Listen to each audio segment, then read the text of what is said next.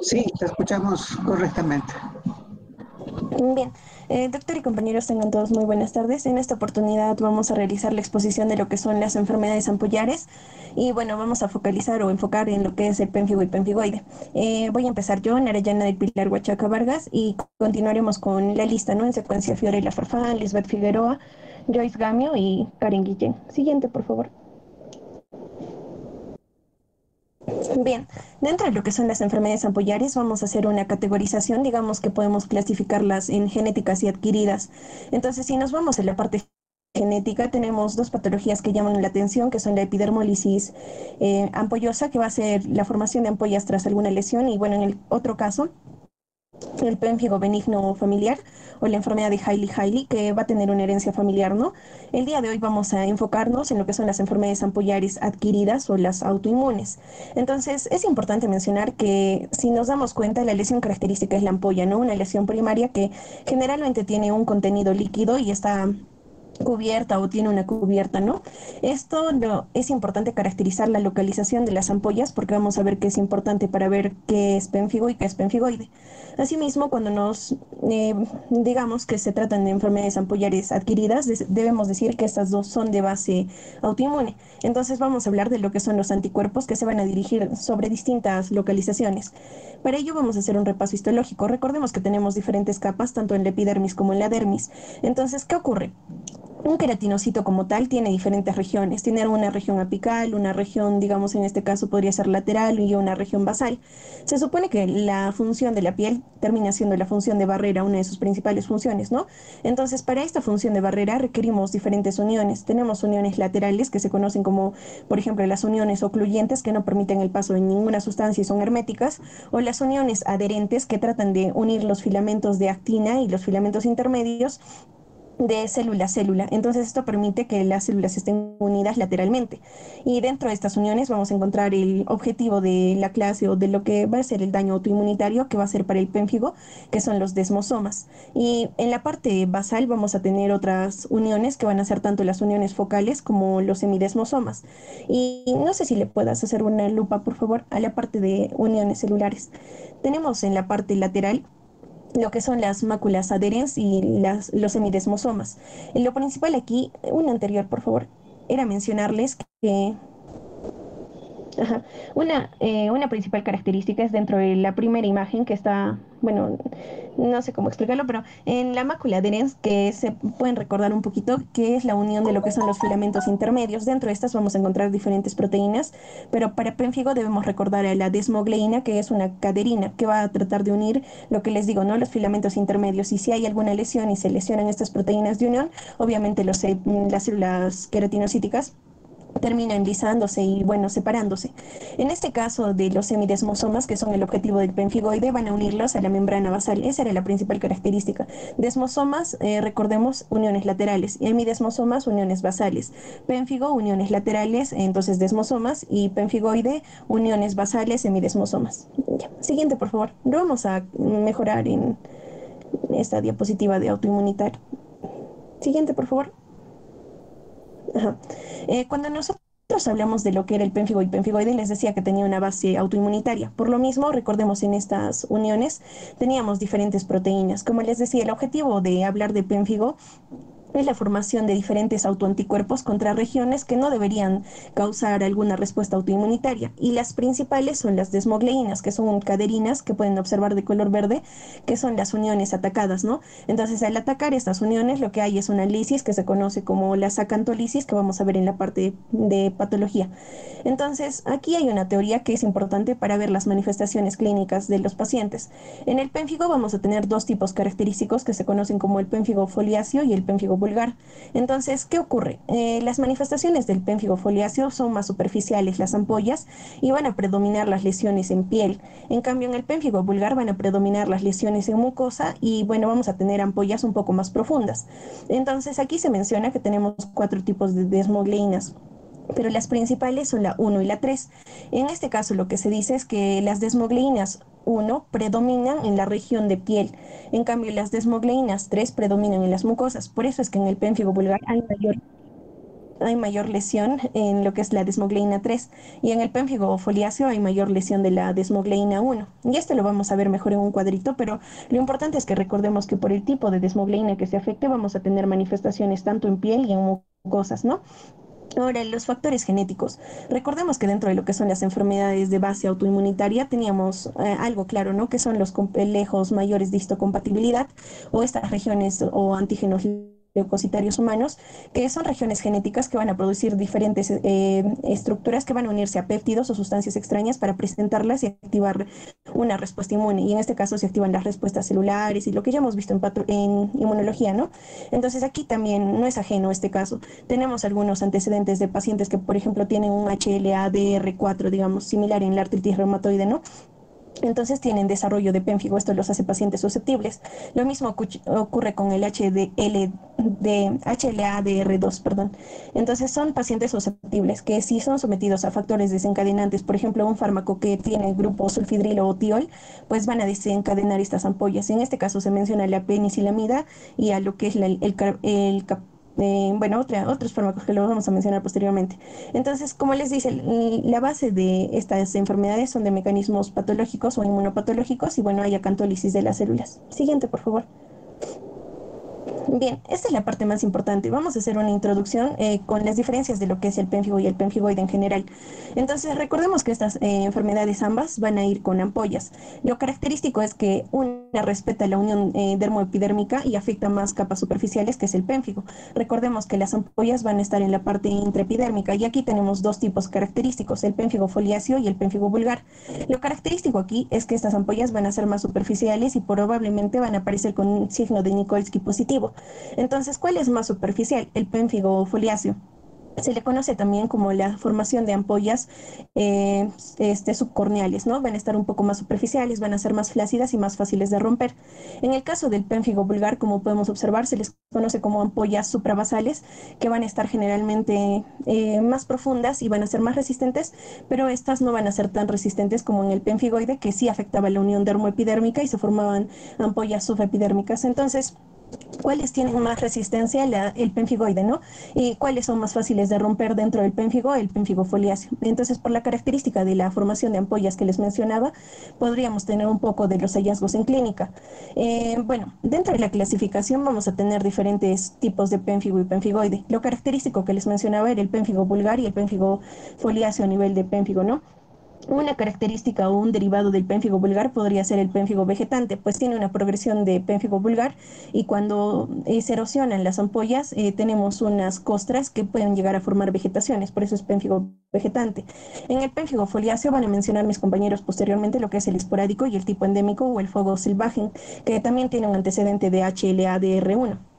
En el caso del pénfigo eritematoso es importante mencionarlo, pues cuando encontremos este vamos a tener la formación de ampollas, pero también el hecho de que se llame pénfigo eritematoso hace llamar la atención, pues los pacientes cursan con un ANA positivo y pueden aparecer con lesiones en cara tipo lesión en mariposa, ¿no? Y que probablemente se asocia a un lupus eritematoso sistémico u otra patología autoinmune.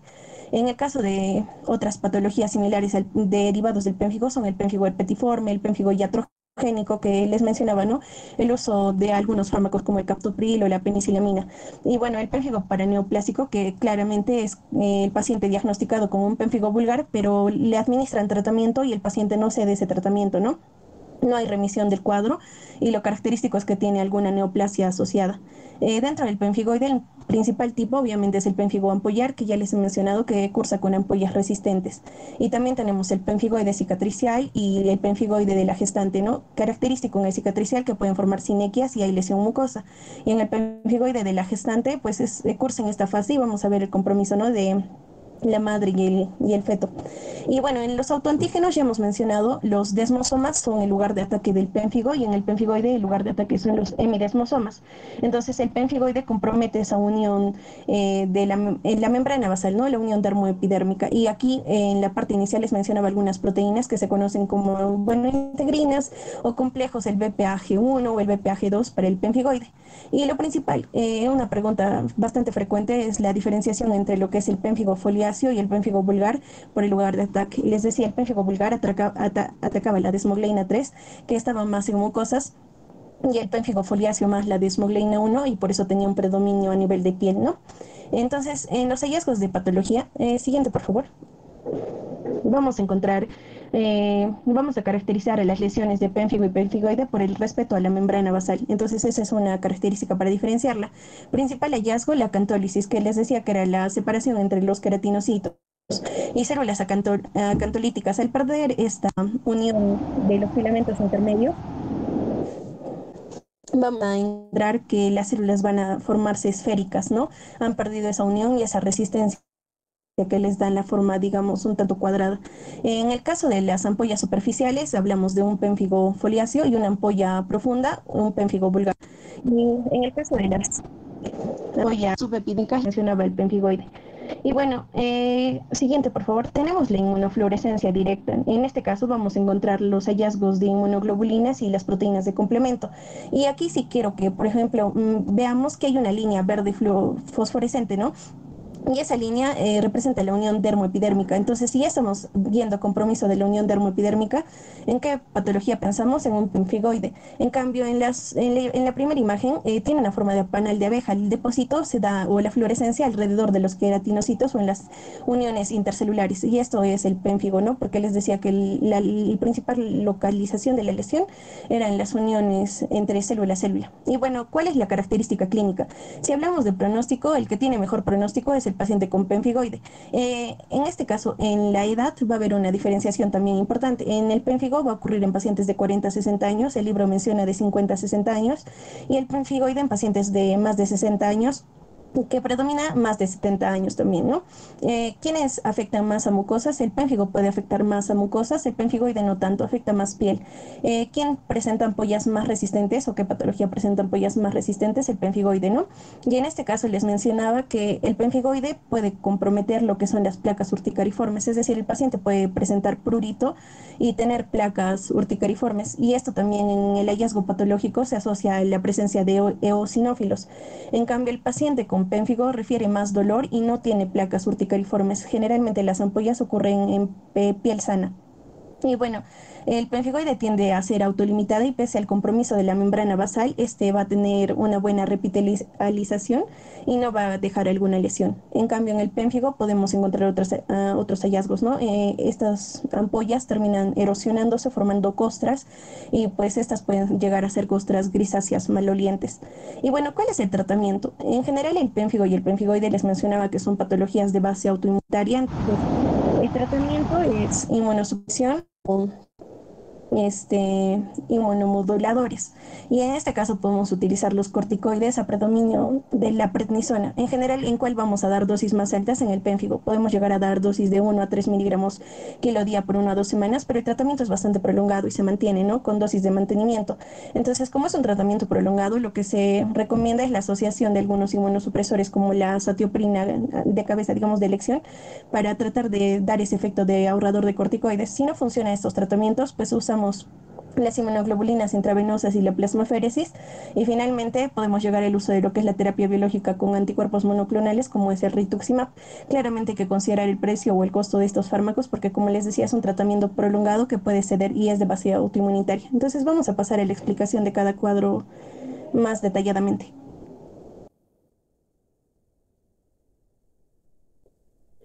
Bueno, soy Fiorella Farfán. Ahora vamos a hablar más detenidamente acerca del grupo de los pénfigos. Bueno, los pénfigos, ¿qué van a hacer estos? Estos van a englobar distintas formas caracterizadas por la formación de ampollas intraepidérmicas con hallazgos inmunopatológicos idénticos, pero las manifestaciones clínicas y en su historia natural van a ser diferentes. Dentro de la anatomía patológica, vamos a ver que va a estar dominada en todas sus formas por la acantólisis. ¿Y qué es esto?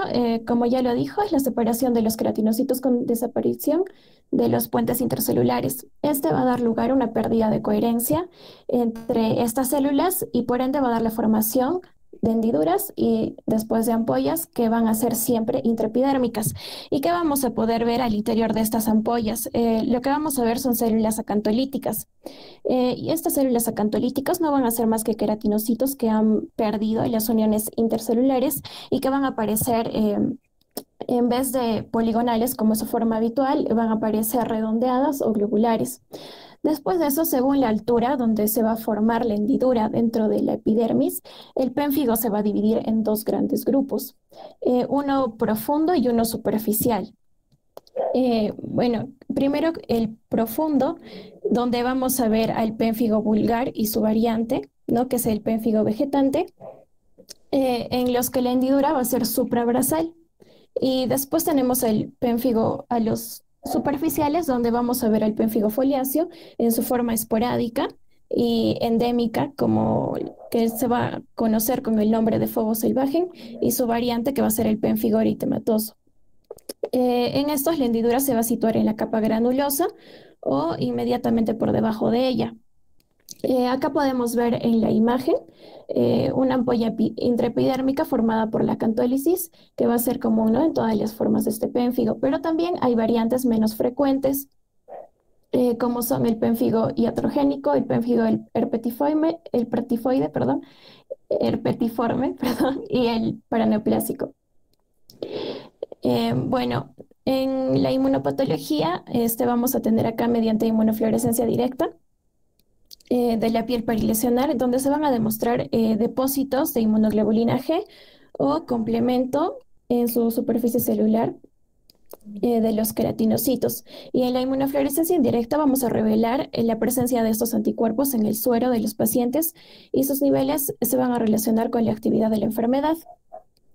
Acá en la imagen podemos ver la inmunofluorescencia, que va a mostrar los depósitos de IgG, este nivel, en la epidermis de un paciente con pénfigo vulgar, ¿no?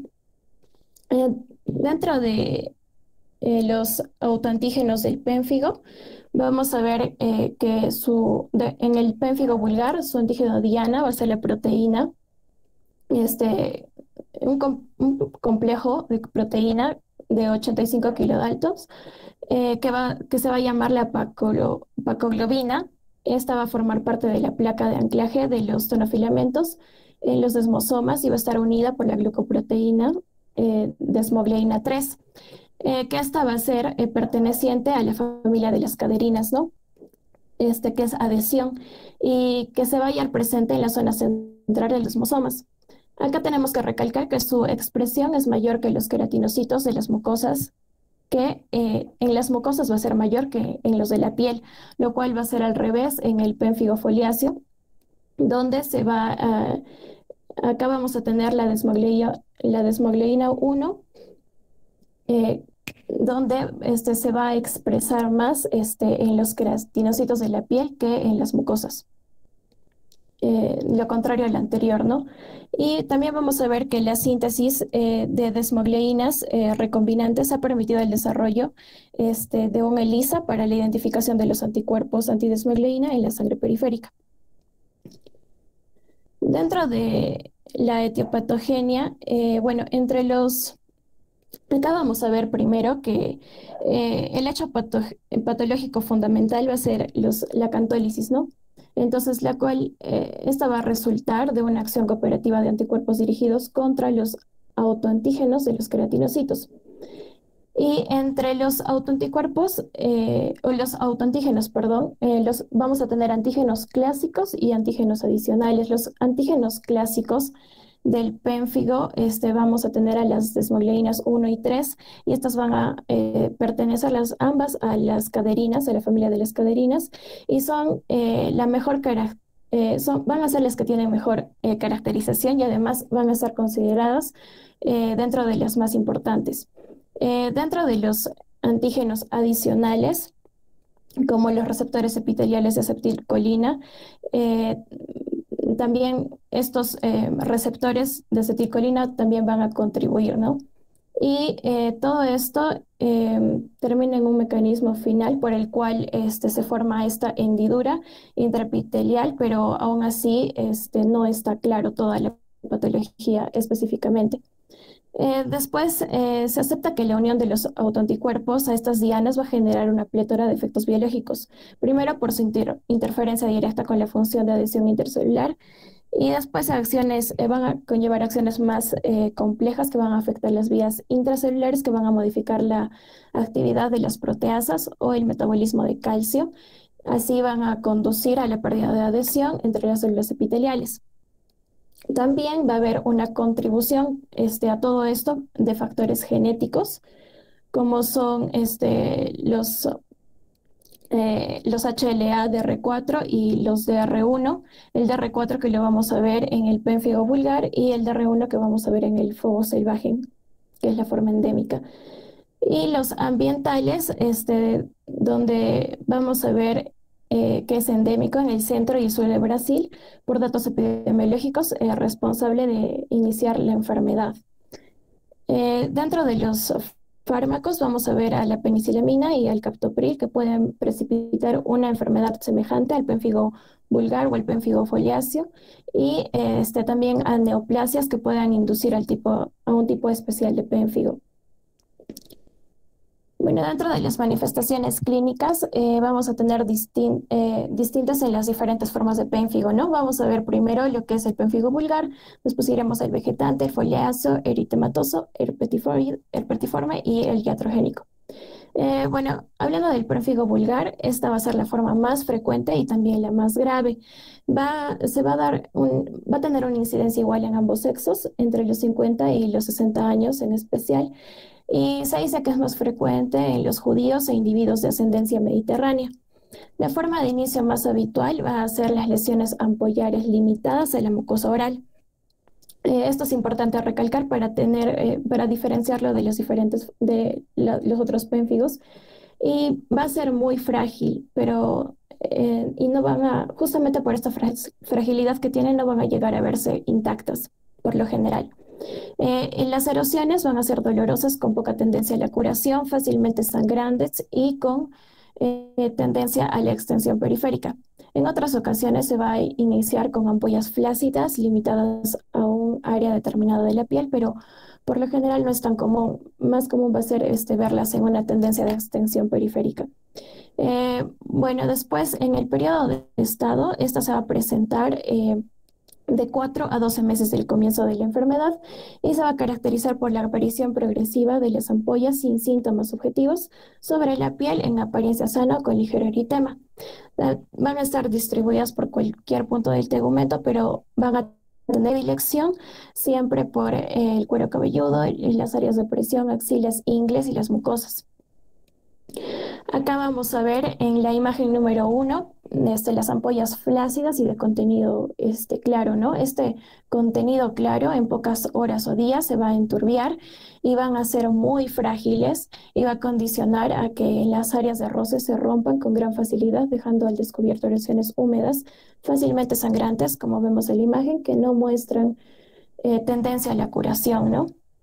Después, yendo a la imagen número 2, vamos a ver que todo esto hace que haya una erupción inicial ampollar y se va a convertir en pocos días en una erupción erosiva. Ya lo vemos alrededor de todo el dorso, ¿no? Y en la imagen número 3, acá vamos a ver a veces que el contenido de estas ampollas se va a desecar y va a formar costras parduzcas y escamocostrosas grisáceas húmedas y malolientes, bajo las cuales no se van a observar signos de reepitelización. Bueno, acá vamos a ver también la afectación de las mucosas, principalmente la oral, que va a ser constante. También se pueden alterar la parte genital, la conjuntival, incluso la esofágica, faringea y laringea. Acá vemos en la imagen la alteración de la mucosa oral y de la lengua, ¿no? Que va a ser constante prácticamente. También podemos ver que en este periodo de estado se hace muy patente el signo de Nikolsky, ¿no? Que ya lo vimos que es un desplegamiento de la epidermis o parte de ella de las zonas de la piel aparentemente sanas, ¿no? Cuando vamos a presionar, como podemos observarlo aquí. Después vamos a tener al pénfigo vegetante. Esta es una variedad del pénfigo vulgar que se va a caracterizar por que las erosiones van a tener tendencia a desarrollar excesivo tejido de granulación y costras y van a formar lesiones vegetantes. Esto puede ocurrir desde el momento de inicio de la enfermedad, lo que contribuye a hacer el verdadero pénfigo vegetante, ¿no? O acontecer como una posibilidad evolutiva del pénfigo vulgar, que también se podría dar en determinadas localizaciones, en especial áreas intertriginosas. Ahora vamos a ver el pénfigo foliáceo, donde vamos a ver dos formas, una esporádica y una endémica. Dentro de la esporádica, la edad de aparición van a ser con límites más amplios que la del pénfigo vulgar. En el pénfigo vulgar dijimos entre los 50 y 60 años, ¿no? Este va a tener un límite más amplio. Esta al inicio se va a localizar en áreas seborreicas como cuero cabelludo, región central del pecho y espalda. Y posteriormente, de manera muy lenta y en brotes de agravación progresiva, va a acabar generalizándose hasta constituir una verdadera eritrodermia exfoliativa. Y la exposición tanto al calor como al sol van a exacerbar la actividad de la enfermedad. En este esporádico, la acantólisis va a ser muy superficial y va a tener la tendencia a formar ampollas intactas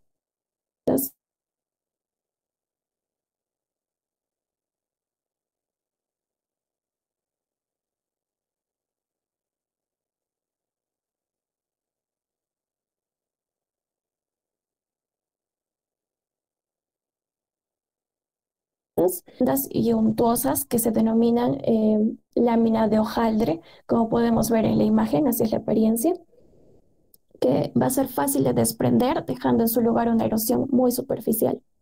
Y las lesiones también a menudo van a producir quemazón, el Nikolsky va a ser positivo, y a diferencia del pénfigo vulgar, muy excepcionalmente van a afectar a mucosas.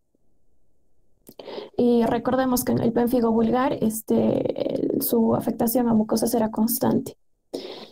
Después vemos el pénfigo foliáceo endémico, que se va a conocer como fuego salvaje, que en determinadas áreas, tanto de Brasil, Colombia y Túnez, van a ser más o menos frecuentes, y por su distribución geográfica y estas características epidemiológicas, el desarrollo de la enfermedad se pone en relación con una mosca, Simulium pruinosum, que va a actuar como un vector. Y en realidad, va a afectar más, y esa es la diferencia, que afecta más a los adolescentes y adultos jóvenes. Y todos los miembros de la familia también se pueden ver afectados en estos. Y por lo demás, sus características van a ser similares a las del esporádico, que es su otra forma.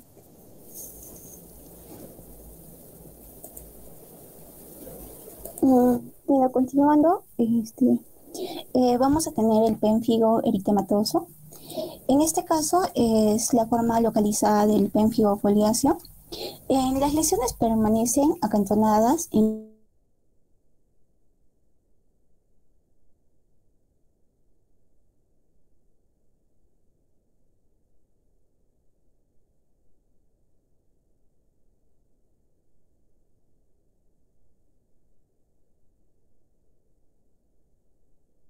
realizados debido a que lo consideran como una forma híbrida de pénfigo y un lupus eritematoso. Bueno, continuando tenemos el pénfigo herpetiforme, herpetiforme. Bueno, la forma de comienzo puede ser un pénfigo foliáceo y en menor frecuencia puede ser un pénfigo vulgar.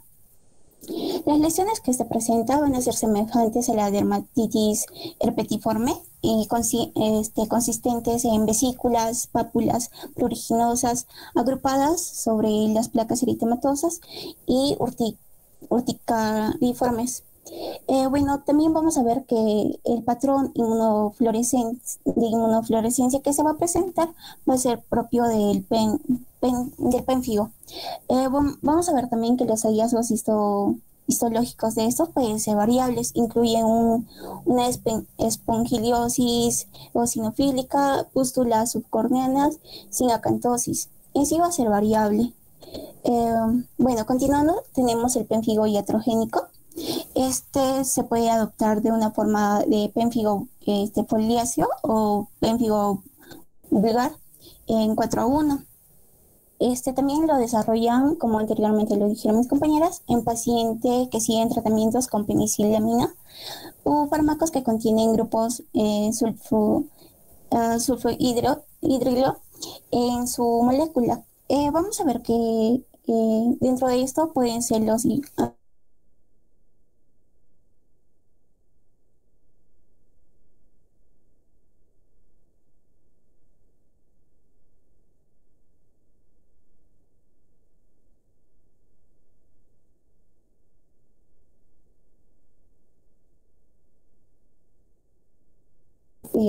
tedioso de diagnosticar este tipo. Siguiente, por favor. Bueno, el pronóstico en el caso del pérfido vulgar es de forma más grave y bueno, es la forma más grave de la enfermedad.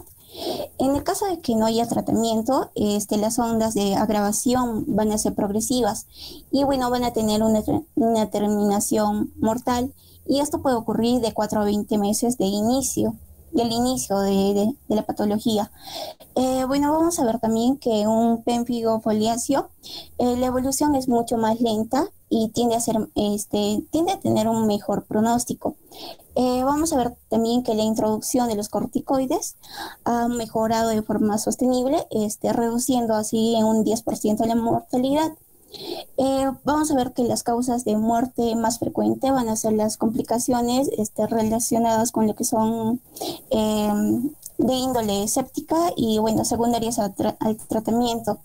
Ahora, para su diagnóstico se basa en 3 pilares, básicamente lo que es la clínica, la anatomía patológica y vamos a tener también la inmunopatología.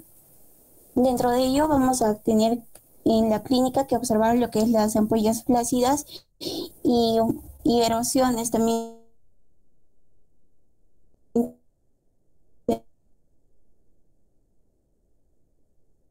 en el pérfido vulgar, alteraciones del estado general.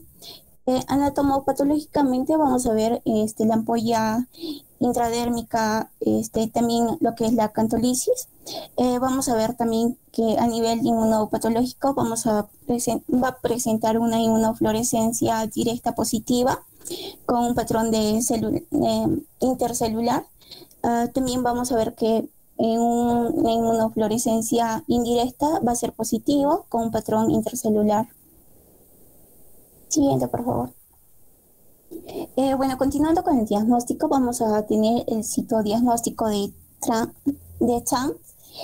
Se basa en la demostración de células acantolíticas en un frotis. Una más, por favor. Bueno, en un frotis que va a ser obtenido del líquido de una ampolla o del suelo de la erosión. Como vemos en la imagen, vamos a ver las células acantolíticas que aparecen como células globulosas, redondeadas en lugar de poligonales, y su citoplasma presenta una designificación periférica.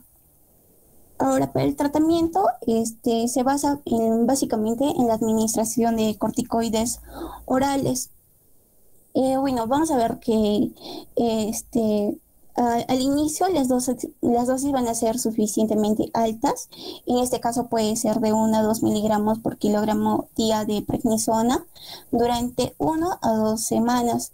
Bueno, siempre esto va a tener que ser controlado, viendo si se retira los corticoides o si se mantiene con dosis bajas para evitar las recidivas. Y este mantenimiento puede darse durante años o por un tiempo indefinido. Hay que tener en cuenta, recordar que también el uso de corticoides tiene efectos secundarios y bueno, dentro de eso la hipertensión, edemas y entre otros que se pueden producir. En el caso de que no haya una buena respuesta, se puede utilizar el rituximab. Bueno, en el cuadro inferior podemos observar también la aplicación de lo que son los inmunosupresores. Esto con el fin de reducir las dosis de corticoides.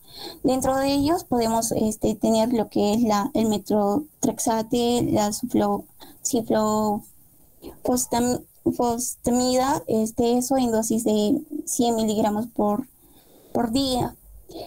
También vamos a tener el uso de lo que son las sales de oro, también lo que es el uso de terapia pulsátil, que va a venir a ser una combinación intravenosa de ciclofosfamida y dexametasona en altas dosis. También se puede dar lo que es la aplicación de una plasmaféresis en casos ya graves. Siguiente, por favor. Otra variante del PENFIO, vamos a tener el PENFIO para neoplásico. Este es una entidad que se caracteriza, tiene unas características clínicas, microscópicas e inmunológicas distintas al resto de los pénfigos, y se va a caracterizar por una constante asociación a neoplasias de estirpe linfoide. Dentro de ello, como vemos en el cuadro, lo que es la leucemia linfática crónica, linfomas no Hodgkin, tenemos los timomas, enfermedades de Castema, macroglobulinemia de Waldenström. Y bueno, como podemos observar, en las imágenes es una forma más, un poco más agresiva.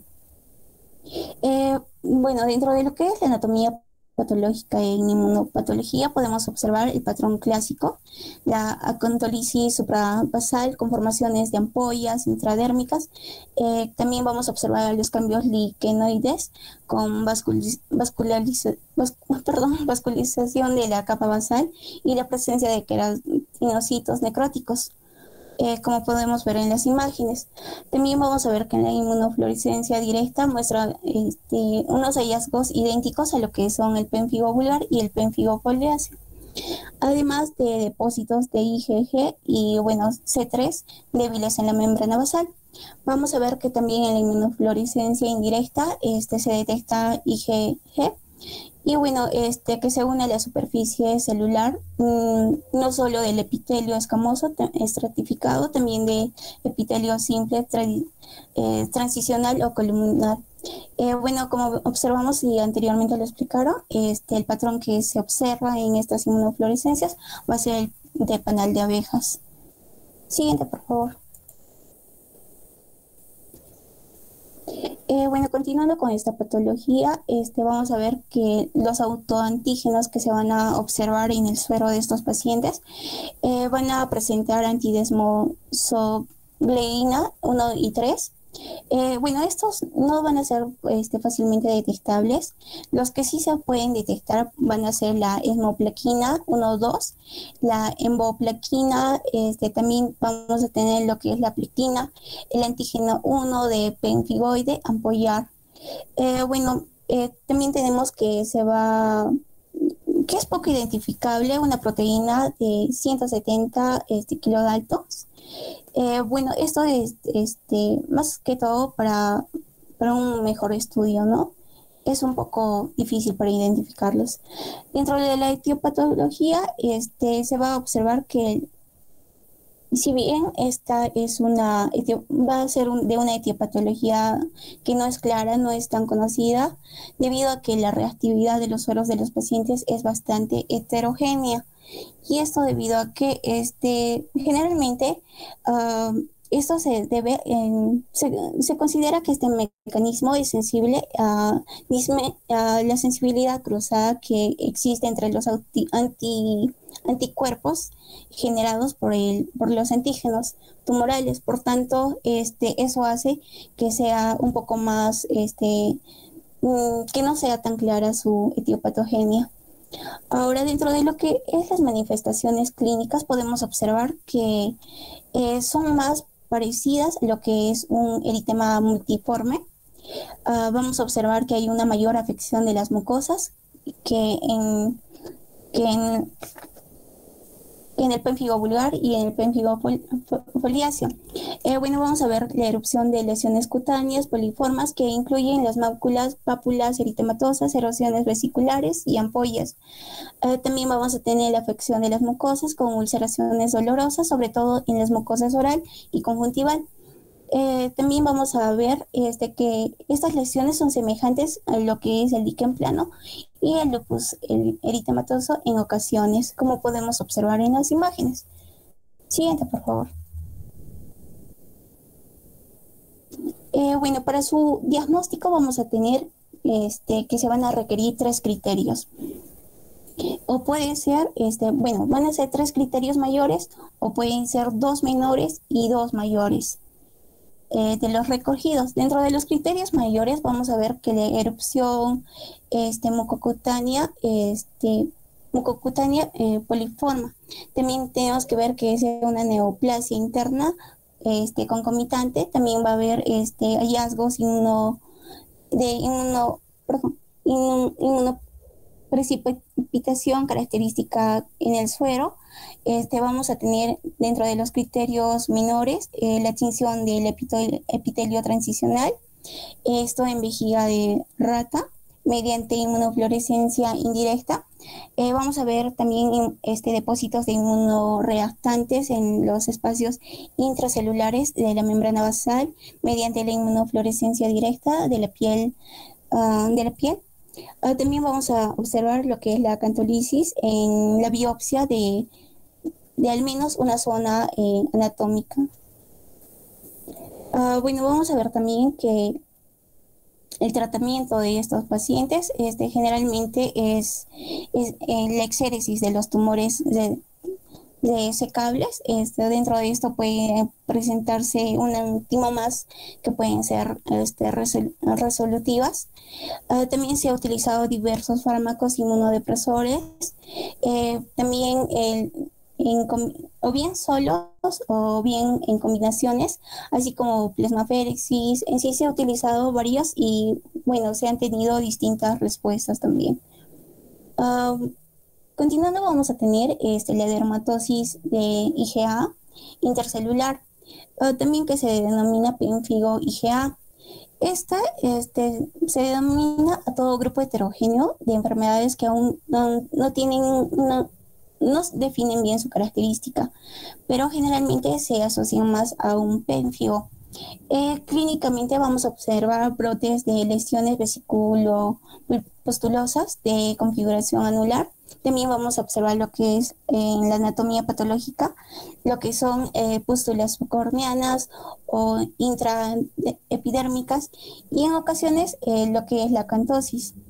Vamos a ver que en la inmunofluorescencia directa los depósitos de IgA en la superficie de los queratinocitos. También vamos a observar en la inmunofluorescencia indirecta que se va a detectar el suero de anticuerpos IgA que reaccionan con lo que son las desmacolinas.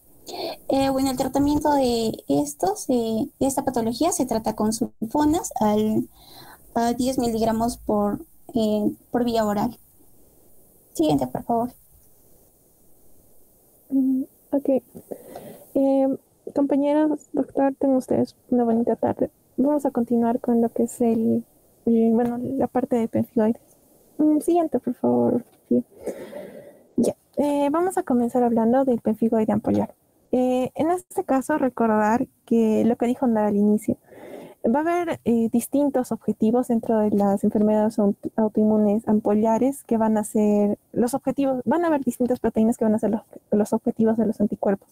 En este caso, hablamos de los hemidesmosomas. Los hemidesmosomas son los tornillos que van a asegurar lo que es el queratinocito, la membrana basal. Entonces, estos hemidesmosomas van a ser atacados por autoanticuerpos y van a ocasionar lo que son los pemphigoides. El pemphigoide ampollar va a presentarse principalmente en personas mayores de 70 años, de 70 a 80 años. Y se va a caracterizar porque estos autoanticuerpos se van a depositar en la membrana basal y van a atacar dos proteínas importantes, la BP230 y la BP180. Como vamos a a ver en la imagen que está a la derecha, vemos un queratinocito que está asegurado, bueno, que está fijado a la membrana basal por lo que son los semidesmosomas. Y los semidesmosomas van a tener distintas proteínas. Dentro del pemfigoide ampollar, lo que tenemos que recordar son la BP230 y la BP180.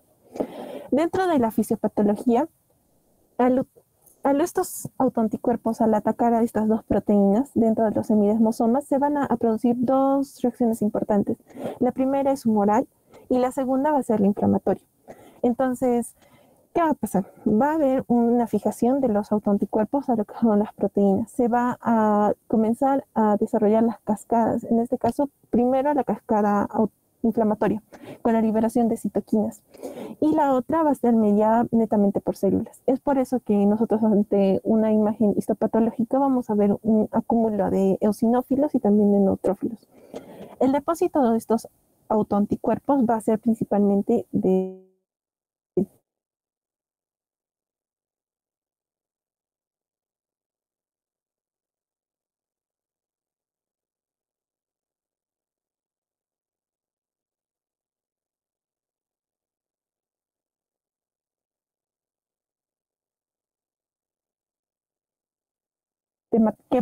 que puede durar de semanas a meses. Sobre esta placa recién es lo que se va a instalar, lo que son las ampollas. Y las ampollas tienen características importantes que las diferencian de lo que son los cuadros clínicos de pénfigo. Estas ampollas van a ser llenas y tensas. ¿Por qué? Porque se van a ubicar subepidérmicamente, o sea, al ataque de estar en la membrana basal, lo que va a haber va a ser la acumulación la formación de las ampollas subepidérmicas, lo que le va a dar esta característica de que sean tensas y van a mostrar resistencia a lo que es, por ejemplo, el signo de Minkowski va a ser negativo, no se van a romper fácilmente. El área donde se van a presentar generalmente van a ser en áreas proximales de extremidades, en las flexuras de codos, axilas y el tronco. Como mencioné, el signo de Minkowski va a ser negativo y va a tener escaso o nula afección de mucosas. Y los pacientes en realidad van a estar, no van a tener afectación del estado general, más allá de eso. Otra cosa que tenemos que recordar del pemfigoide ampolloso es que esta, al ser una enfermedad de la tercera edad, y al no va a comprometer tanto lo que es el estado general del paciente, va a estar caracterizada por exacerbaciones y remisiones, que a veces las remisiones no necesitan intervención medicamentosa, o sea, se pueden retirar normalmente. Y va a estar asociada a dos principales factores. El primero, de consumo de medicamentos. Hay ciertos medicamentos, como ya mencionaron, que pueden acelerar lo que son las exacerbaciones. En este caso, las penicilinas, también la furosemida, la furosemida y también lo que es el captopril. Y la mayoría de estos pacientes va a presentar también asociación con alteraciones psiquiátricas. Muchos de ellos van a tener ciertas alteraciones psiquiátricas. En este cuadro de la derecha, primero vamos a ver que en la foto vamos a ver placas exantematosas que probablemente cursen con prurito. Sobre esta placa se va a instalar lo que son las ampollas que vamos a ver en la siguiente foto.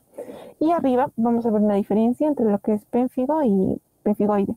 En este caso, la edad de presentación en el pemfigoide son en personas mayores, en su mayoría, porque también hay casos donde se da en personas más jóvenes. No va a ser muy rara lo que es el compromiso de mucosas. Va a estar mediada por autoanticuerpos que van a actuar contra lo que son los semidesmosomas. La ampolla va a ser subepidérmica, va a ser tensa, firme, al signo de Minkowski va a ser negativo y lo que es el pronóstico del paciente va a ser favorable.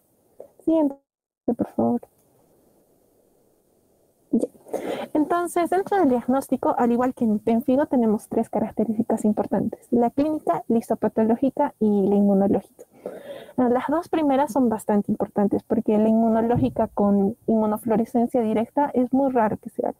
Entonces, pero para dato, cuando nosotros queremos hacer un análisis histopatológico e inmunológico, tenemos que tomar dos biopsias. La primera va a ser de la lesión y esta es para la histopatológica. Mientras cuando queremos hacer un inmunológico o bueno, con inmunofluorescencia directa, tenemos que tomar una muestra de biopsia del área perilesional. Dentro de lo que es el criterio clínico tenemos las características del paciente y de la ampolla. Recordando que tiene que ser un paciente de adulto mayor, de repente con algún antecedente de consumo de algún medicamento, y la ampolla, que la ampolla sea firme, que por ejemplo veamos una base eritematosa como una placa, y a lo que es la semiología, no, bueno, el cuestionario te diga que por ejemplo ha estado una semana o 2 semanas con prurito intenso. Dentro del histopatológico, vamos a ver, esta lámina es una lámina normal, es para recordar la histología normal. Como vamos a ver, la membrana basal está delimitada. ¿Qué pasa cuando ocurre lo que es la enfermedad del pemfigoide? Una más, por favor, Fío. Ya. Vemos aquí lo que es el corte histopatológico, que se ha formado la membrana debajo, la ampolla debajo de lo que es la membrana basal. Entonces, a esto también se le puede agregar lo que es la espongiosis eosinofílica. Siguiente una más, por favor. ¿Qué va a hacer esto? La abundancia de eosinófilos que va a estar justificada por lo que es la fisiopatología que ya expliqué anteriormente. Una más. Ya. Entonces, otra cosa, cuando hacemos inmunofluorescencia directa, ¿qué es lo que esperamos ver? Al haber autoanticuerpos que se van a fijar a los semidesmosomas y que están en la membrana basal, se va a formar esta imagen que es bastante peculiar y bastante bonita, que va a delimitar lo que es toda la membrana basal, porque se está fijando lo que son los autoanticuerpos. Y esa es la característica más importante dentro de lo que es pemfigoide ampolloso. Siguiente, por favor. Una antes. Dentro del diagnóstico diferencial tenemos que diferenciar las dos fases. Primero las iniciales, donde va a haber lo que es la placa eritematosa. Entonces puede ser por un cuadro de urticaria, puede también ser toxicodermias iniciales o exantemas víricos. Cuando ya tenemos las ampollas, nos vamos a fijar en lo que son las ampollas subepidérmicas. Entonces son ampollas resistentes. Y las enfermedades que pueden causar este tipo de ampollas puede ser una dermatitis herpetiforme, la epidermólisis bullosa adquirida o la dermatosis IgA lineal.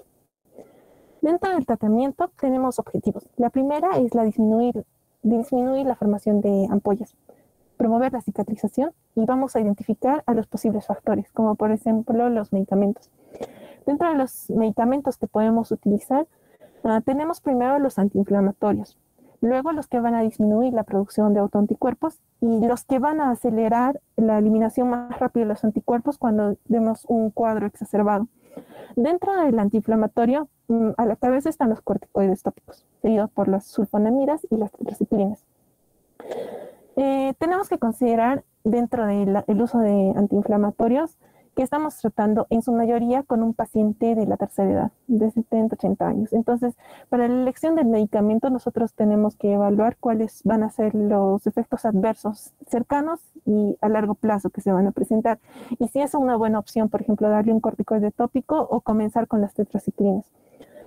El segundo, para disminuir la producción de autoanticuerpos, aquí se utilizan lo que son los corticoides sistémicos, de la cabeza, prednisona. Luego, los inmunomoduladores o inmunosupresores, como por ejemplo la ciclofosfamida y el metotrexate. Y para la eliminación más rápida de los autoanticuerpos también mencionan la plasmaféresis, pero no es muy utilizada. Al ser un cuadro que no va a comprometer el estado general del paciente, tenemos que evaluar muy bien cuál va a ser la actitud terapéutica. Muchas guías aún son bastante conservadoras en el caso de este punto y prefieren utilizar como monoterapia solo el clobetasol, que es un corticoide tópico, para ver la evolución del cuadro. Si vemos que no va a funcionar, se utiliza recién lo que son los corticoides por vía oral, prednisona, o también podemos utilizar una tetraciclina como la doxiciclina. En caso de un paciente refractario con múltiples remisiones, podemos ya pensar en el uso de lo que son agentes biológicos. A la cabeza, rituximab. Siguiente, por favor. Ya. Siguiendo, el pemfigoide gestacional, mal llamado antes herpes gestacional, es una enfermedad ampollosa autoinmune que va a presentarse entre el segundo y tercer trimestre del embarazo. La fisiopatología, bueno, esta va a estar relacionada con lo que es un aumento en el riesgo fetal. Generalmente se ha relacionado que a las madres que van a presentar pemfigoide gestacional hay un aumento del número de partos prematuros. La incidencia va a ser de 1 en 20.000 a 40.000 mujeres embarazadas. Y va a estar asociada a diversas enfermedades de carácter autoinmune, como por ejemplo la enfermedad de Basedow-Graves, la tiroiditis de Hashimoto, la trombocitopenia autoinmunitaria, alopecia areata o el vitiligo. Dentro de lo que es la fisiopatología, vamos a tener que la fisiopatología es muy similar al pemfigoide ampolloso. Quizás algunas características particulares a resaltar es que va a estar relacionada con el antígeno leucocitario humano DR3 y DR4. Y la IgG va a cruzar la paz lenta y va a generar una reacción cruzada con el colágeno número 17 en la piel materna, formando complejos autoinmunes. Aún faltan dilucidar más lo que son más mecanismos fisiopatológicos para entender lo que es la producción en sí de la enfermedad. Entonces, recordando, la fisiopatología va a estar mediada por dos procesos importantes, el celular y lo que es el autoinmune, mediado por anticuerpos y por la reacción de lo que son las células inflamatorias. Siguiente, por favor. Dentro de la presentación clínica, vamos a ver que generalmente se va a presentar igual que el pemfigo ampolloso, o sea, va a presentarse placas eritematosas, pruriginosas, pero estas se pueden presentar en lo que es la zona periumbilical. Luego de esto, de la fase prodrómica, va a haber van a comenzar a formarse lo que son las ampollas. Y la afectación de mucosas y caras son prácticamente inexistentes. Lo que nos va a ayudar a la identificación y determinación es que, bueno, las características de la ampolla y también que generalmente los episodios de exacerbación van a ocurrir durante el parto, entre el segundo y tercer trimestre o justo después del parto. Siguiente, por favor.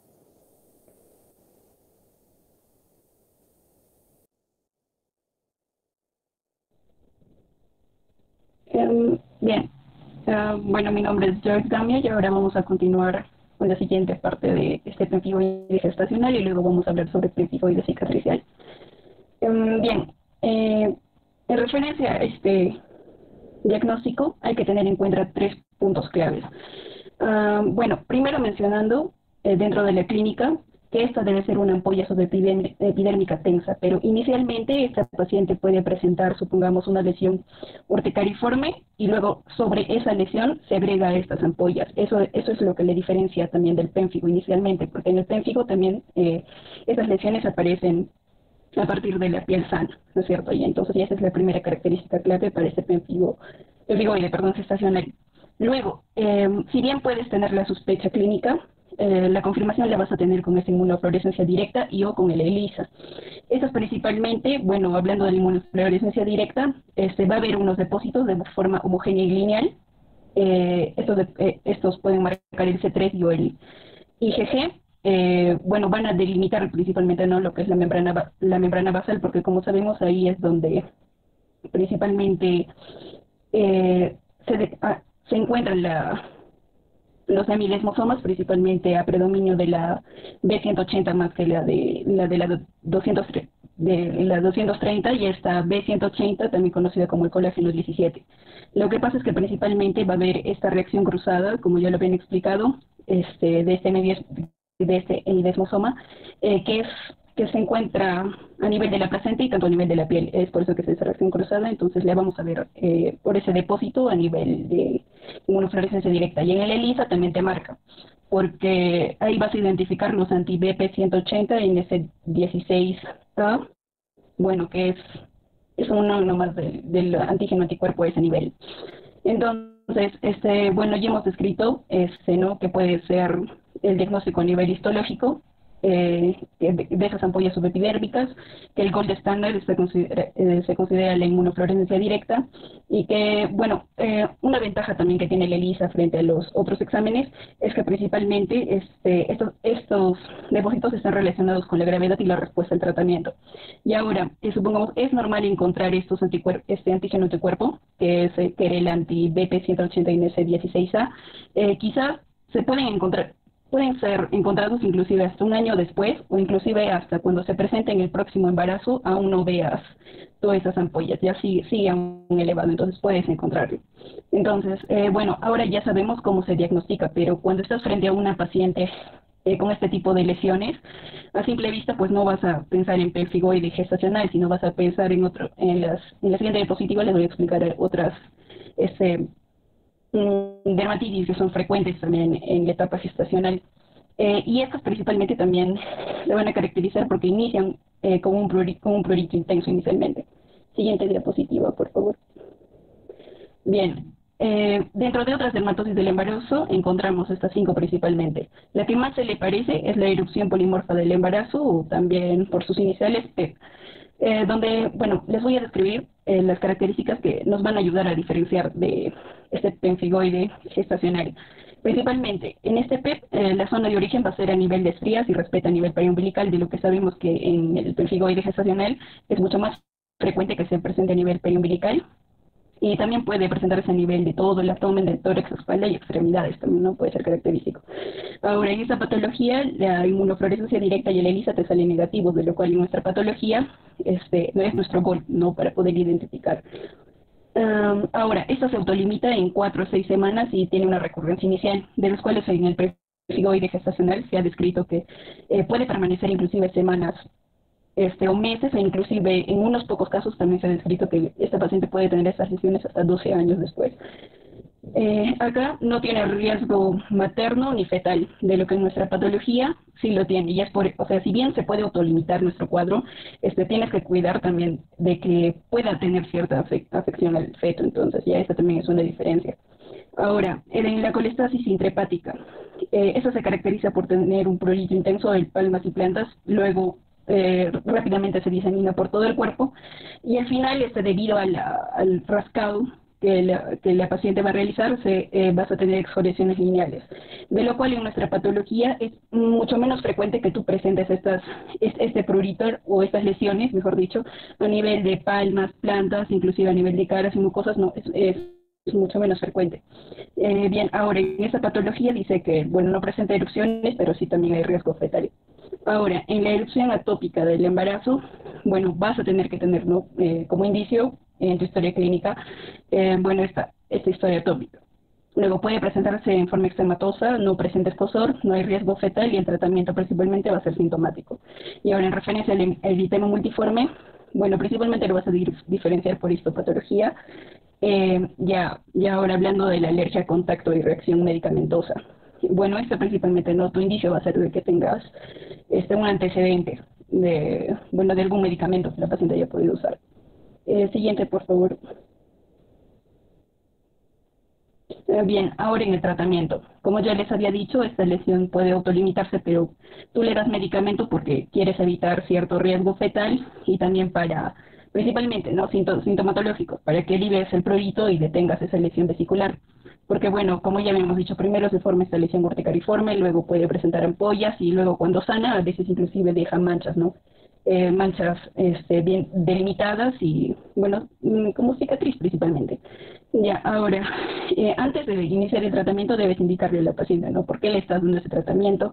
¿Qué riesgo fetal, ¿no es cierto?, puede aparecer, y que principalmente esta enfermedad va a recurrir, ya sea en su próximo embarazo, ya sea con la menstruación o si es que la paciente utiliza anticonceptivos orales. El tratamiento que tú vas a realizar va a ser en función a la gravedad de esta enfermedad. Por ejemplo, acá lo divide en leve, moderado, grave. En leve le puedes dar antihistamínicos vía oral o corticoide tópico también vía oral, siempre y cuando tener en cuenta qué medicamentos no vas a recetar a pacientes con, o sea, valorar el riesgo-beneficio de estos medicamentos para poder darle. Ahora, en estado moderado grave vas a poder darle también corticoide vía oral, de preferencia prednisona o prednisolona. En el moderado le vas a poder dar una dosis de 0.25 a 0.5 y en las graves de 0.5 a 1 miligramo el kilogramo día. Ahora, si hay casos de exacerbación, ya sea que se dé en el periparto o en el posparto, tienes que aumentarle la dosis de mantenimiento. Y ahora, en el posparto, si es que estas se presentan, entonces tienes que individualizar el tratamiento, pero mayormente lo que se dice es que debes disminuir las dosis inclusive hasta 6 meses después de lo que has iniciado ese tratamiento. Un alternativo que le puedes dar, supongamos, si no te funcionan los corticoides, son estas inmunoglobulinas por vía intravenosa, a una dosis de 0.4, 0.6, inclusive hasta 2 miligramos kilogramos ciclo. La ventaja que tienen estas inmunoglobulinas intravenosas es que tienes menor riesgo, hay menor riesgo, supongamos, tanto en madre como en el niño. Por ejemplo, ahora si le das la ciclosporina A, aquí sí tienes que tener mucho cuidado porque tiene mucho más efectos secundarios que los demás medicamentos. Puede relacionarse, supongamos, con hipertensión arterial, insuficiencia renal, supresión medular ósea. Entonces, no, hay que tener mucho cuidado cuando le das esa ciclosporina. Otros medicamentos que le puedes dar es la satioprina, piridoxina y plasmaféresis. Hay que tener en cuenta, bueno, solo les estoy mencionando, pero tienes que darle según el nivel de gravedad que esta paciente pueda tener. Por eso inicialmente lo hemos escrito como leve, moderado, grave. Bien, en el caso de que se presente coriocarcinoma, también le puedes dar añadido metotrexato. Siguiente, por favor. Bien, ahora, ¿cuál es el pronóstico materno y fetal? Principalmente, porque les había dicho, tenemos que tener cuidado, supongamos es porque puede inducir un parto prematuro y eso está en el 16 a 34% de los casos, el retraso del crecimiento intrauterino en un 34% de los casos puede haber riesgo de aborto. E inclusive estas lesiones pueden persistir, bueno, aunque es en menos del 5%, no en un posparto. Ahora, en el 10% de los neonatos pueden presentar estas lesiones cutáneas, y esto ¿por qué se da? Principalmente porque va a adquirir, ¿no?, esos anticuerpos de la madre de forma pasiva. Entonces va a presentar esta lesión, pero en este tipo de casos no le vas a dar tratamiento, pero tampoco va a dejar alguna cicatriz, ¿no? Este tipo de casos. Ahora, es importante también mencionar que debido a estos casos que les estoy mencionando, es por qué debes tener un control con ultrasonido en este tipo de niños, o si no, también hacer un seguimiento con Doppler arterial umbilical, porque se ha visto que en este tipo de niños también hay una disminución del flujo diastólico, ¿no? Ya, siguiente, por favor. Ya bien, ahora en el pemphigoide cicatriz. Siguiente, por favor. Bien, ¿cómo se define pemphigoide cicatricial? Principalmente va a ser un evento crónico y no hay tendencia a desaparecer. Y eso es principalmente porque se trata, o su causa es que es autoinmune. Entonces, si es autoinmune, va a haber constantemente fases de agudización. Entonces, ¿cuál es el principal problema si es que tenemos estas constantes agudizaciones? Es que se desarrolla una cicatriz, y esa cicatriz va a ser de difícil corrección. Y como principalmente lo presentas a nivel ocular y a nivel de la mucosa oral, entonces ahí hay un problema. Entonces, el tratamiento tiene que ir dirigido a eso, para que tú evites cicatrices, para que evites esas bridas, esas sinequias, principalmente en los procesos de agudización, para que disminuyas, ¿no?, la gravedad de esta agudización y para que principalmente, como recidiva bastante, para que supongamos, entre cuando se presenta la enfermedad y otra vez se presenta la enfermedad, este periodo tenga que alargarse. Bien, ahora, ¿en quiénes se presentan más? En mujeres, en una relación de 2:1, principalmente en personas mayores, ya que esta incidencia está relacionada con la edad, es decir, que vas a ver estos casos mucho menos frecuentes en niños. Será en personas de 50 a 60 años, esta no tiene relación geográfica ni tampoco racial. El caso, como ya les había dicho, bueno, principalmente en sí es de causas desconocidas si es que hablamos de un proceso inicial o primario de esta enfermedad. Bueno, pero en este caso sabemos que la base es inmune. Entonces, es inmune ya que afecta a la lámina lúcida de la membrana basal. Sabemos que la membrana basal tiene, ¿no es cierto?, dos láminas, que es una está lúcida y la otra es la densa. Entonces, la lúcida es la que está en más contacto, ¿no es cierto?, con la epidermis. Entonces, cuando se realice el depósito a nivel de esta capa, de esta lámina lúcida, dicho sea de paso que también en este lugar es donde se deposita también el pemphigoide gestacional. Entonces, bueno, se va a realizar, ¿no es cierto?, un proceso inflamatorio, se va a realizar exudación, principalmente inflamatorio a este nivel, y esa es la razón por qué se forma una ampolla a este nivel y también por qué se separa la membrana basal del resto del tejido, ¿no es cierto? Entonces, con ello la formación de esas ampollas.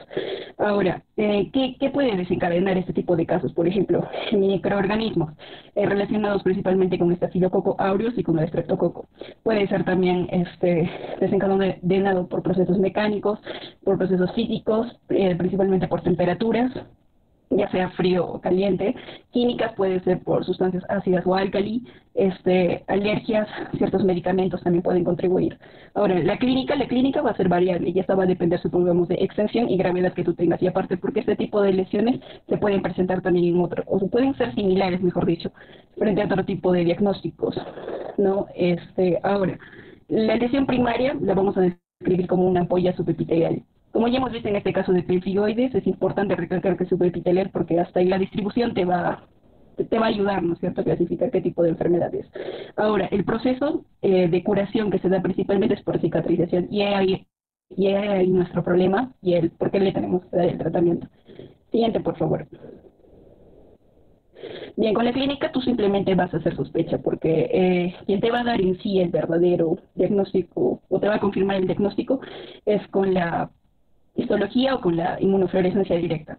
Ahora, en la clínica, ¿qué es lo más frecuente que encuentres? Por ejemplo, en un 85% es que encuentres lesiones a nivel oral, y en un 65% ocular. Estas son nuestras dos principales, ¿no es cierto? O no, nuestras dos principales presentaciones clínicas.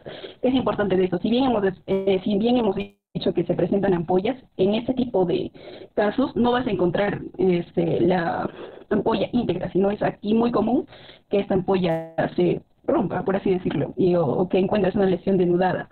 Entonces, le caracteriza, ahí vemos en la diapositiva, que se rompa precozmente, y entonces en todo caso tú observarías una lesión con un eritema brillante, sangrado, borde inflamatorio y con restos no epiteliales del resto de esta ampolla.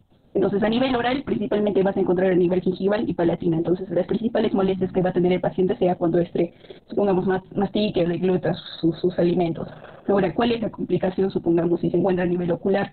Muy aparte de las sinequias híbridas que hemos dicho, este paciente puede presentar, supongamos, quemosis, puede incluso complicarse con un simple farón, también problemas debido a la neovascularización, y en el peor de los casos, si esta progresa, causar una ceguera. Ahora, en un 25 a 30% encontramos que puedes encontrar lesión. Del ocular, ahí vemos en la primera imagen.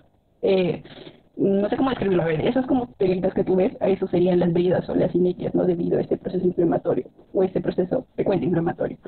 Ahora, en piel, tronco y extremidades, de 25 a 30%, bueno, como en la segunda imagen vemos, van a ser ampollas duras color amarillo o rojo. ¿Y por qué amarillo o rojo? Por ejemplo, amarillo va a ser simplemente debido a esa exudación que les había dicho que había por el depósito, ¿no es cierto?, de estos inmunocomplejos. Sería rojo, supongamos, si es que, como les he dicho, compromete la parte más profunda, supongamos, de la epidermis, y por ahí puede agarrar un vaso. Entonces, ese contenido sería sangre. Entonces, lo que le caracteriza también a todos los pemphigoides que ya hemos visto es que sea Nikolsky negativo, y eso es principalmente porque esta ampolla es dura, ya que es a nivel más profundo, por así decirlo. Ahora, las menos frecuentes, aquí vamos a ver a nivel perianal, 20%, a nivel de laringe, faringe, estómago, más o menos en un 5 a 15% o un 20%. Entonces, ¿cuál sería la complicación, supongamos, de estas? Si compromete a faringe, laringe o esófago, principalmente que se pueden añadir infecciones, pérdida de fluidos y proteínas, ¿no? Alteración de barrera, por así decirlo. Siguiente, por favor. Bien, ahora tu confirmación diagnóstica, ya les he dicho, inmunohistoquímica y anatomía patológica principalmente. Entonces, característica de la biopsia, bueno, ahí les podría decir que no tienes que sacar de la zona denudada, sino de donde tienes que sacar para tu biopsia, para tus muestras, y mínimamente tienen que ser 2, porque tenemos que realizar estos 2 procesos patológicos, inmunofluorescencia directa. Tiene que ser del borde de la formación, ¿no?, de la lesión. Ahora, como a todos los pemphigoides les caracteriza, por ejemplo, aquí en la primera imagen, la lesión en hematoxilina o eosina, tiene que ser una ampolla subepitelial. Entonces, lo que vemos en la imagen, ese espacio blanco, ya es la ampolla. Entonces, ¿qué ha pasado principalmente ahí? Que se ha desprendido, por así decirlo, el borde superior, ahí está la membrana basal, entonces se ha desprendido entre la membrana basal y del tejido conectivo subsecuente, ¿no? Ahora, la infiltración celular también, ahí es importante mencionar. Ahora, en la inmunofluorescencia directa, ya hemos dicho que son depósitos, de este fluorescente, por así decirlo, que te van a marcar, ¿no es cierto?, si es que tienen inmunoglobulina G, la C3, inclusive también pueden marcar la inmunoglobulina A y la M también, ¿no? Y como ya hemos visto, son depósitos a nivel de todo este trayecto de la membrana basal, bueno, que son, por así decirlo, lineal y también es de un mismo grosor, por así decirlo. Ya, siguiente, por favor. Bien, en el tratamiento, entonces el objetivo ya lo hemos dicho, tenemos que evitar la formación de estas sinequias, cicatrices, disminuir la gravedad de las agudizaciones. Y también para eso debemos distinguir, ¿no es cierto?, frente a qué tipo de paciente estamos, si es un paciente de alto riesgo y de bajo. Si es alto riesgo significa que tiene múltiples lesiones, ¿no? Entonces ahí tu manejo podría ser local y sistémico. En cambio, si es o más localizado o tiene bajo riesgo, significa que tiene bajo riesgo, entonces va a ser más bien depende. Si supongamos está afectando a nivel ocular, a nivel de nivel oral, entonces ahí va a variar mucho el tratamiento que le vas a dar. Entonces vamos a hablar en términos generales toda la batería de medicamentos que puedes usar. Por ejemplo, corticoides puede ser tópico o sistémico. Tópico, supongamos si es una lesión localizada o son áreas pequeñas. Y esto le puedes dar en forma de, o sea, bueno, al ser estas áreas pequeñas, entonces va a ir directamente a la lesión, ¿no? Entonces puedes utilizar cremas, ungüentos, enjuague bucal. Bueno, y mencionan aquí como primera línea el propionato de clobetasol. Entonces, como le estás dando a nivel local, entonces sus principales efectos secundarios serían las estrías y la atrofia. Ahora, si le das sistémico, puede ser la prednisona. La prednisona principalmente un miligramo kilogramo por 2 a 4 semanas. Ahora, si no te ha funcionado con el corticoide, le puedes dar inmunosupresores. Y esto, bueno, lo va a elegir el especialista. ¿Y cuáles son los principales efectos secundarios? El hepatotóxico y la supresión medular. Y eso también porque tiene una eficacia similar, ¿no es cierto?, a los corticoides. Ahora, también va a variar qué tipo de paciente tiene, en qué tipo de paciente es y sus antecedentes. Supongamos si es que tiene hipertensión arterial y diabetes. Entonces, para evitar esos efectos, ¿no es cierto?, que te puede dar el corticoide, una alternativa es la tetraciclina. Y aparte, porque por ejemplo, en evaluaciones que han hecho que tú uses una doxiciclina, supongamos por 6 meses, tiene casi un efecto similar a si tú le dieras prednisona, ¿no? Entonces, esa tetraciclina también la puedes ir añadida a la nicotinamida, ¿no es cierto?, que es un derivado de la B3, y que ambos tienen función principalmente de antiinflamatorio. Siguiente, por favor. Ahora, otros que le puedes dar, supongamos, es el rituximab, que es un anticuerpo monoclonal, que la ventaja que nos puede servir en este tipo de pacientes es que te va a disminuir la dependencia de tratamientos crónicos si le das con corticoides o con inmunosupresores. Ahora, el metotrexate también le puedes dar. Como sabemos, va a bloquear la hidrotofolato reductasa, entonces con eso quiere decir que va a disminuir la síntesis de ADN y ARN de las células de todas las células, ¿no? Y en este caso, sería que te va a ayudar a disminuir principalmente la producción de células del sistema inmune que están relacionados con estos anticuerpos autorreactivos, ¿no es cierto? Entonces tiene función inmunosupresora. Ahora, si te encuentras frente a pacientes graves, se ha descrito que puedes usar, supongamos, gamma-globulina y plasmaféresis. Bueno, está solo mencionado, pero en sí no se recomienda su uso. La gamma-globulina principalmente porque te va a bloquear los receptores FC, que ya sabemos que es parte de los anticuerpos, las citocinas, y también va a haber una disminución de esos anticuerpos circulantes. Ahora, la plasmaféresis, bueno, como no se usa, pero su sustento podría ser que supongamos, al extraer toda la sangre, supongamos, depuras estos anticuerpos, ¿no? Entonces, en sí podrías deshacerte de esos anticuerpos reactivos, en teoría. Bueno, eso sería todo. Gracias. Y siguiente.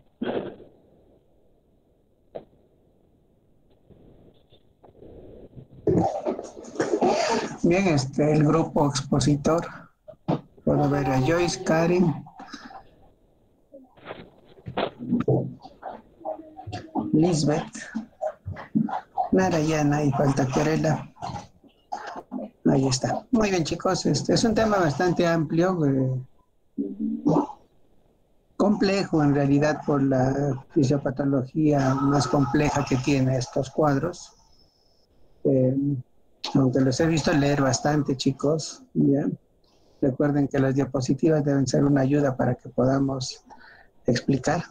Les he visto leer bastante literatura cerca a ustedes, ¿no? Entonces, no les ayuda a tener una buena exposición. Ok, muy bien. Si yo les preguntase, chicos, ¿cuál es el mecanismo de formación de las ampollas en el pénfigo? ¿Qué me respondería? Doctor, lo lamento. En este caso vamos a encontrar una lesión, les mencionaba, de autoantígeno contra autoanticuerpo y se van a lesionar las uniones, ya sean desmosomas o hemidesmosomas. Entonces, al romper esas uniones, generó ampollas y va a haber una acantolisis y bueno, respetando la membrana tenemos al pénfigo y si no respeta la membrana y se da una unión dermoepidérmica, es decir, se separa la dermis del epidermis, tenemos al pénfigoide. Pero el mecanismo principal es acantólisis. Acantolisis. ¿Ya? Acantolisis. Muy bien. Acantolisis. Por autoanticuerpos, ¿no? ¿Cuál es la inmunoglobulina que está comprometida en este caso? Sí. Inmunoglobulina G. Muy bien. Bueno, ¿cierto? Muy bien. ¿Cuál es la preponderancia de qué inmunoglobulina estaría relacionada al pénfigo vulgar? Perdón, ¿qué fracción de las caderinas, de esas proteínas, o qué proteína es la que está relacionada al pénfigo vulgar? La 3, doctor. La 3. ¿Y al pénfigo foliáceo? La 1. ¿Y al pénfigo paraneoplásico? En ese caso, doctor, sería la familia de plaquinas. También dentro de esos que, como indicaba, a veces se puede encontrar o no se puede encontrar las desmogelinas unidas. Ya, muy bien. Ustedes han hecho una visualización de todo este grupo de los hemidesmosomas, en el cual está conformado por el grupo de la cadena o de las proteínas que denominadas caderinas. Ahí está pues la desmoglebina, desmoplaquina, placoglobina, y son un montón de proteínas, y en el caso del pénfigo paraneoplásico arrasa con todo, ¿ya? No es como el vulgar, que más o menos tiene preferencia por el 3, o el foliáceo por el 1, el paraneoplásico pues nos va a agarrar todo, ¿no? En el caso del pénfigoide, ¿cuál sería la diferencia clínica entre un pénfigo y un pénfigoide? Yo, doctor, en el pénfigo principalmente sobre un tejido previamente sano y estas ampollas son plásticas. En cambio, en el pénfigoide, debido a que su origen es en mucho más capas profundas, sería una ampolla tensa, por así decirlo. Y sobre que inicialmente haya sido una piel con ya lesión. Ok, muy bien. Les pregunto, ¿el signo de Nikolsky es patognomónico del pénfigo? Doctor, Nikolsky, ¿En qué otras entidades las podríamos encontrar? Piel escaldada, eritema multiforme. Ok, muy bien. ¿Cuál es la triada diagnóstica en el caso de enfermedades ampollares? Clínica, Ya lo Inmunología. Lo primerito, clínica. Ahí empieza la sospecha, ¿no es cierto? Segundo, antes, el segundo. Anatómica. Histopatología, ¿ya? Porque ahí vamos a ver el nivel de la ampolla. Y tercero, para confirmar su probablemente etiología, etcétera, viene el tercero. Perdón, chicos, mi mascota está por acá. El tercero es lo que mencionaron, la inmunofluorescencia. Esa es la triada diagnóstica para todas las enfermedades ampollares, ¿ok? Muy bien, es complicado, ¿no? Enfermedades ampollares. Dentro de su presentación clínica, es preferible no hospitalizarlos, ¿ya? Salvo esté pues muy grave el paciente, muy delicado. ¿Por qué? Como tenemos ampollas y estas se van a romper, la mayor morbimortalidad en pacientes con pénfigo y con pemfigoide está asociado a sepsis. Ustedes saben que en el hospital tenemos bacterias recontraresistentes. Si esas bacterias se meten por la piel, por esas ampollas rotas, pueden hacer una sepsis a punto de partida cutánea difícil de manejar en algunas ocasiones. Y el paciente no se nos muere por el pénfigo, se nos muere por las complicaciones, y entre ellos las infecciosas, ¿ok? En lo posible no hospitalizamos, pero sí hay que referir a los pacientes, yo ya lo he mencionado, en estos casos para ver el mejor manejo posible. Si estamos en un establecimiento de salud, tenemos que determinar clínicamente a qué se nos asemeja, ¿no? El diagnóstico. Dentro de enfermedades ampollares entran un montón, desde quemaduras, enfermedades virales tipo herpes, herpes zóster, en los cuales los mecanismos son diferentes. Por ejemplo, en los herpes, el mecanismo de formación de ampollas no es por acantolisis, sino por balonización. Bien, en el caso de los pemfigoides no hay acantolisis, pero sí hay una presencia de anticuerpos antimembrana basal, y eso es lo que conforma lo que son las ampollas, ¿no? Se forman a ese nivel. Pregunta, por ahí escuché algo raro, a ver si de repente se equivocaron al momento de la exposición. ¿Quiénes forman los anticuerpos? ¿Quiénes producen los anticuerpos? Las células plasmáticas, doctor. Sí, ¿Ya? Linfocitos B. Linfocitos B. Muy bien, entonces queda claro, ¿no? Por ahí escuché que los anticuerpos estaban formados por los antígenos, entonces no es así. Los antígenos van a crear una respuesta y en respuesta a ello se producen los anticuerpos. Muy bien, chicos, como les dije, o chicas, ¿no? Son un grupo netamente femenino. Es complicado el asunto, pero básicamente si tenemos problemas ampollares y tenemos altas sospechas de pénfigo, pemfigoide, pénfigo gestationis, pénfigo paraneoplástico, etcétera, etcétera, entonces hay que derivarlos como corresponde. Bien. Bueno, íbamos a continuar con la clase hoy día, pero ya no nos quedó mucho tiempo. Entonces quiero preguntarle a todo el salón, chicos, a todo el salón. Nuestro examen estaba programado para el 10 de mayo, que vendría a ser este lunes, ¿no? Entonces, ¿qué opinan? ¿Tomamos el examen el lunes? ¿Estamos bien?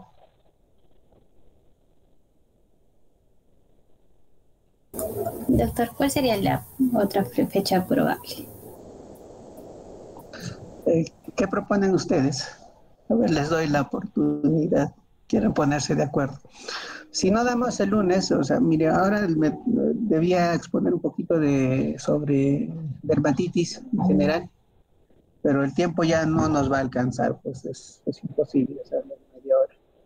Entonces, si no es el lunes toco el tema de las dermatitis y podríamos dar examen, no sé, depende de ustedes, el martes podría ser, si les parece bien, en la noche, una hora que todos puedan. O queremos postergarlo un poquito más de tiempo, no sé. Piénsenlo o convérsenlo y me comunican. Si no, les tomo el examen el día lunes y vemos cómo recuperamos esta clase de dermatitis. Doctor, ¿le parece si lo coordinamos y yo le aviso la fecha, por favor? Ya, perfecto. El día miércoles o jueves no me va a ser posible, por si acaso, ¿ya? Entonces, quedan los otros días. ¿Ok, Adriana? Entonces, sí, pónganse de acuerdo. Si no hay un consenso, les voy a mandar un video de la presentación de dermatitis y eso lo vamos a lo vamos a, para que lo estudien, lo revisen o escuchen en el momento que puedan y completaríamos la clase. ¿Ok? Entonces estaríamos atentos a vuestra respuesta. Sí, sí, doctor, yo le paso la misma. Muy bien, chicos, yo creo que eso sería todo por hoy día. Nada más, a no ser que quieran preguntarle algo al grupo expositor. Parece que no. Doctor, en cuanto al examen, ¿usted cree que puede hacer por el aula virtual, por favor? Vamos a ver una forma más práctica que la última vez. No te preocupes, no va a haber la misma complicación. Ya, doctor, creo que para las clases nos está pidiendo permiso para las clases grabadas. Ah, sí, porque no han podido acceder antes a las clases para el